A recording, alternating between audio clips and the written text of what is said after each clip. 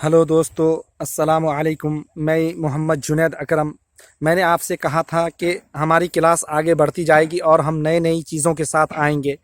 इस पूरे वीडियो में हमने जो बातें की हैं वो ये बात की है कि आखिर मकतूब निगारी या खुतूत निगारी किसे कहते हैं। तो मकतूब ये कताबा से निकला है, इसके लुग़वी माने आते हैं लिखने के, और इसी को खुतूत निगारी भी कहा जाता है।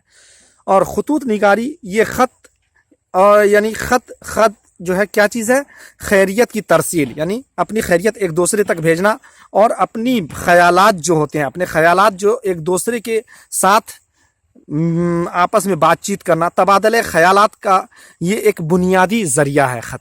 और साथ ही मकतूब निगारी या खुतूत निगारी हम उसे कहते हैं जिसमें कोई भी इंसान अपने दिल की बात, अपने जज्बात, अपने ख़यालात और अपने एहसासात को लिख कर अपनी बात एक दूसरे तक पहुंचाता है।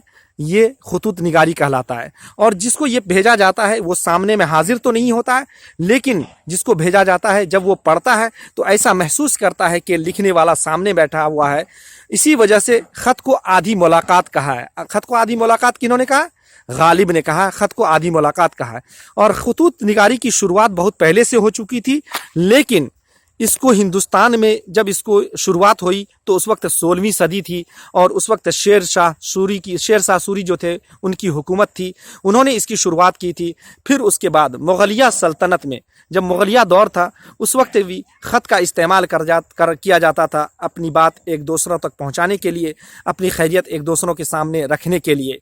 और ख़त लिखने वालों में वैसे बहुत सारे लोगों का नाम आता है, तो इनमें ख़ास करके अल्लामा इक़बाल रहमतुल्लाह अलैह हैं, उसके बाद गालिब हैं, सर सैयद अहमद ख़ां हैं, अल्लामा सैयद सुलेमान नदवी रहमतुल्लाह अलैह हैं, अल्लामा शिबली नौमानी रहमतुल्लाह अलैह हैं, और मकबूल अहमद समदानी है, करामत हुसैन हमदानी है। और भी इसके अलावा बहुत सारे लोगों ने ख़त लिखा है। अकबर इलाहाबादी को भी ले लें, यानी शायर वगैरह, वही शायर जो है जितने शायर भी हैं उन्होंने भी कुछ ख़त लिखा है, जैसे अकबर इलाहाबादी हुए, अल्ताफ़ हुसैन हाली हुए, उसके बाद और भी बहुत सारे लोग यानी कि ख़त लिखने में उनका नाम आता है, और भी बहुत सारे लोगों का। तो ये हमें पता चल गया कि खुतूत निगारी कैसे कहते हैं, कि जिसमें अपने दिल की बात एक दूसरों तक रखी जाए लिख करके। और ये एक नसरी किस्म है, नसरी सिन्फ है ये खुतूत निगारी, ये नसरी सिन्फ है। और खुतूत निगारी के ज़रिए ही इंसान अपनी बात एक दूसरों तक पहुँचाता है।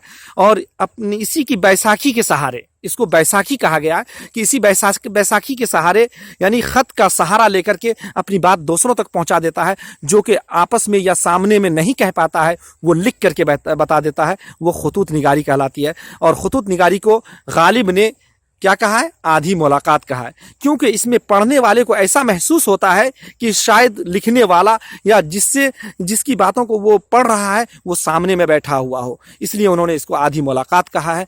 और ये बहुत ही मुअस्सिर और बहुत ही रिवायती तरीक़ा है।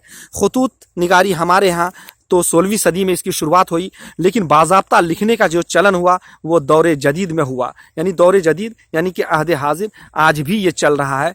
यानी खुतूत निगारी का जो सिलसिला है वो आज भी चल रहा है और चलता ही रहेगा। और गालिब ने तकरीबन 900 ख़त लिखे हैं। किनको लिखे हैं? अपने दोस्तों के नाम, अपने हबीबों के नाम, अपने चाहने वालों के नाम, अपने शागिर्दों के नाम, तकरीबन 900 ख़त लिखे हैं। इसके अलावा भी और भी जितने लोगों का मैंने नाम लिया है उनके भी बहुत सारे खुतूत हैं, बहुत सारे मकतूब हैं। इसी को हम खुतूत निगारी कहते हैं। बस दोस्तों से यही गुजारिश है, जो भी इस चैनल को देख रहे हैं वो इसको ज़्यादा से ज़्यादा शेयर करें, इसको लाइक करें, हमारे चैनल TSE ऑनलाइन को सर्च करें, देखें, और बेल आइकॉन को भी दबाना ना भूलें। और साथ ही अपने जो ख्यालात हैं उनको जो है कमेंट के ज़रिए वो हमें लिख करके भेजें, ताकि हमारी क्लास आगे बढ़ती रहे और आपको फ़ायदा पहुंचता रहे।